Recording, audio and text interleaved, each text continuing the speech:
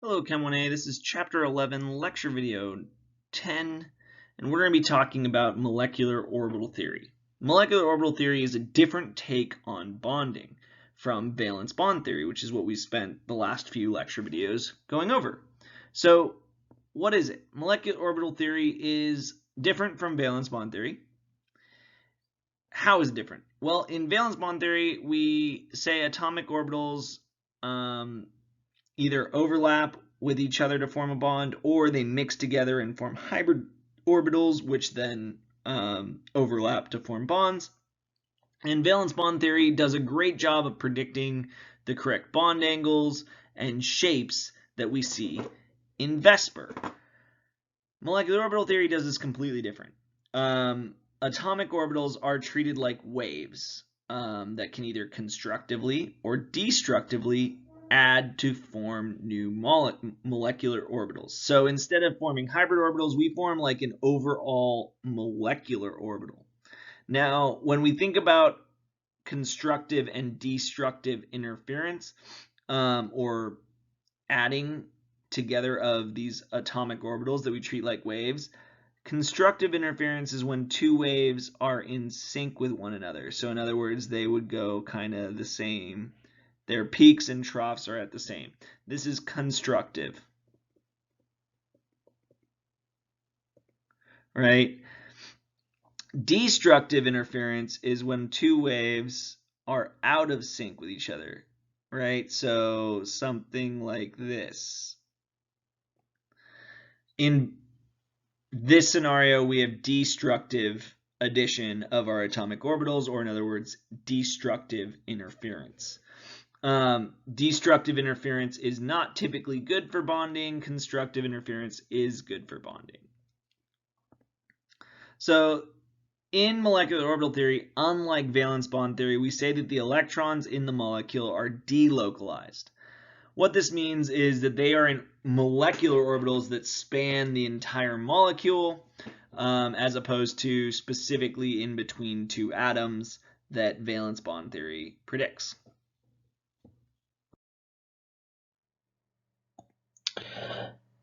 Molecular orbital theory has a bunch of advantages and differences over valence bond theory and VSEPR. It does a really good job of predicting something called electron pair spectra, which is great. You guys, that probably doesn't mean much to you. It's something that you'll learn more about in OChem 12A or 12B. But in addition, it allows us to determine whether our molecules are para or diamagnetic, like we learned about in Chapter 7 for atoms. And where VSEPR and valence bond theories, they don't really allow us to determine whether a molecule is going to be para or diamagnetic. In addition, we can predict bond order using molecular orbital theory. But however, we don't need to worry about resonance structures. Remember when we talked about resonance structures in Chapter 9, I said it's a band-aid for the broken system that is Lewis structures. Well, that also is applied to valence bond theory. Molecular orbital theory does not need any resonance structures to describe any molecules. Resonance structures in reality don't actually exist. The reality is that we have a hybrid or a mixture of all the resonance structures present in real life. MO theory doesn't need that crutch to describe molecules, making it somewhat better than valence bond theory. Pretty much, MO theory does a much better job, or molecular orbital theory does a much better job at describing molecules than valence bond theory and VSEPR does. But this begs the question, well then why did we just spend like 5 lecture videos talking about VSEPR and valence bond theory? Well, the reason is because there's a huge drawback to using MO theory, and that is that it is incredibly complex for molecules beyond diatomics. So if we have a 2-molecule atom, MO theory works great. However, the calculations required in this theory are what we call iterative calculations, which means you have to make a guess as to what you think the answer is, and then a computer does a bunch of calculations and tries to reduce the error in our guess, and then eventually it'll come down to a correct answer. Sometimes the calculations for a complex molecule could be on the order of a couple, trillion calculations required, which means that you have to have a really, really fast computer and an incredibly good computer software to be able to do those types of calculations. Your run-of-the-mill Mac or PC isn't good enough. You need to pay some big money, like $100,000, to build a computer system that can handle this. Because the theory gets so complex after, a diatomic, it's kind of limited to how often we use it. And for the most part, the difference between valence bond theory and molecular orbital theory is kind of like the difference between the ideal gas law and the van der Waals equation that we learned in chapter 5, right? Van der Waals equation works well for real gases when gases are not behaving ideally. But most of the time, the ideal gas law works just fine. It's not perfect. It's not necessarily the perfect correct answer, but it's close enough to where we can just kind of go, whatever, that's good enough. And that's kind of like valence bond theory. Valence bond theory isn't fully perfect, but it's good enough in most cases. MO theory is very, very useful though.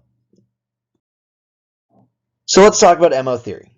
Molecular orbital theory really is on that constructive and destructive interference between waves. We treat all of our atomic orbitals like waves, and when we bring waves together, they can combine in two different ways, constructively or destructively. In hydrogen, the bond formed is due to the 1s orbitals on each hydrogen atom. So if we talk about like H2 is what we're talking about here, right? In an H2 molecule, we have a 1s orbital on one hydrogen and a 1s orbital on the other hydrogen. It's these two atomic orbitals that are responsible for the bond that is formed in the H2 molecule. Because of this, it's these two orbitals that are going to interact with each other constructively or destructively. So we're going to say, hey, we have a 1sa, that's like, we'll say this is hydrogen A attached to hydrogen B in this molecule. And we have a 1sb. This one's on this guy, this one's on this guy. The 1s orbital from these two separate hydrogen atoms can combine constructively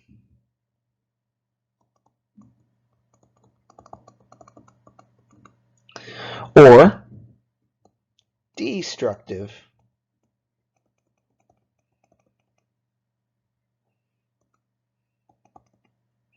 Destructively. I spelled both of those wrong, my bad. I can spell, I swear.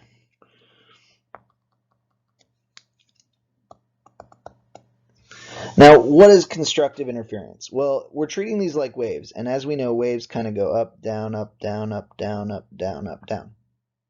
If we're talking about constructive interference, it's when our two waves are in sync, like that, right?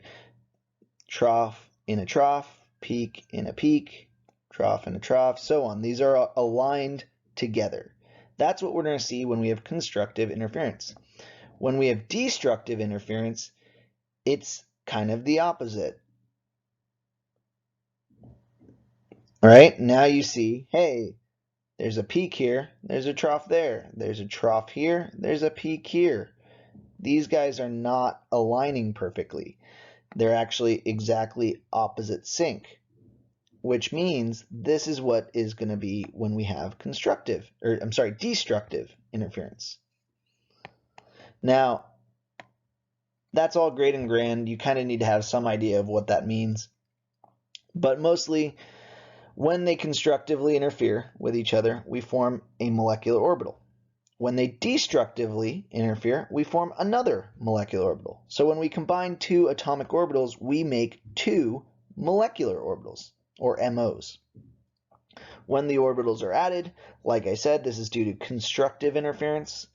This gives enhanced electron probability. In other words, there's a high probability of the electron hanging out between the two nuclei.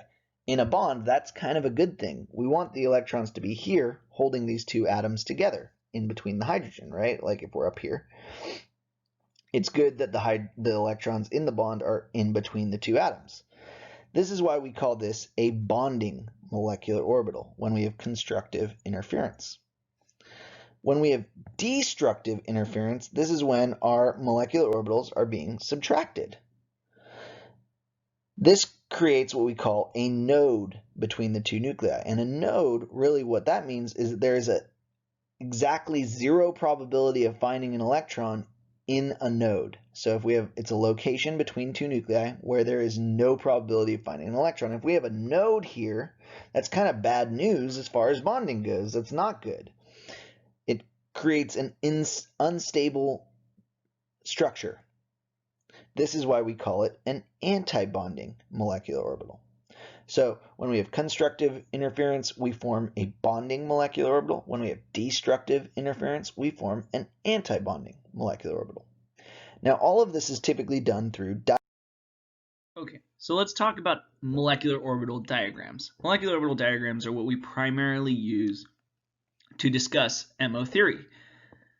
Generally, like we've learned, when we have atomic orbitals combining to form molecular orbitals, we either have this occurring destructively or constructively, and this leads to two new molecular orbitals every time we have two atomic orbitals combining, one where they combined constructively and one when they combined destructively. Now, this is an example of the molecular orbital diagram for an s orbital combining with another s orbital. As we can kind of see here, the sides of the diagram are our atomic orbitals, and the middle section of our diagram is our molecular orbitals, or MOs, to abbreviate that. Now, one of the molecular orbitals is due to constructive interference, and the other is due to destructive interference. We can figure this which one is which pretty easily, as constructive interference is going to lead to a more stable molecular orbital, and more stable generally means lower energy. So this is our bonding molecular orbital. And this is our antibonding molecular orbital. Now, you can also see that it's denoted with an asterisk. Anytime you see an asterisk next to a molecular orbital's notation, it means that is the antibonding MO.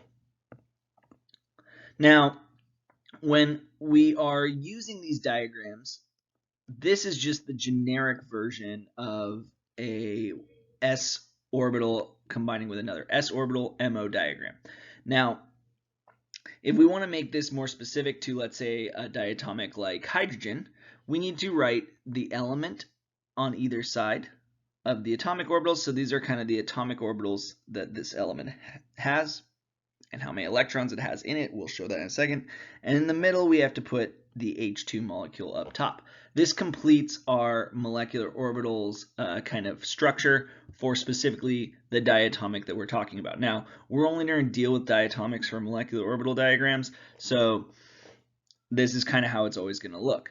Now, next we need to figure out, okay, well, great, how many electrons does hydrogen have? We know that each hydrogen atom has a single electron in its 1s orbital.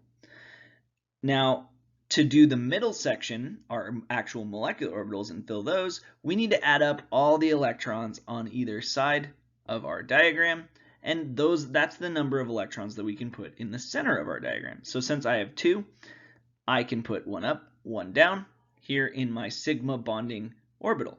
And this is actually the completed molecular orbital diagram for the hydrogen molecule, H2.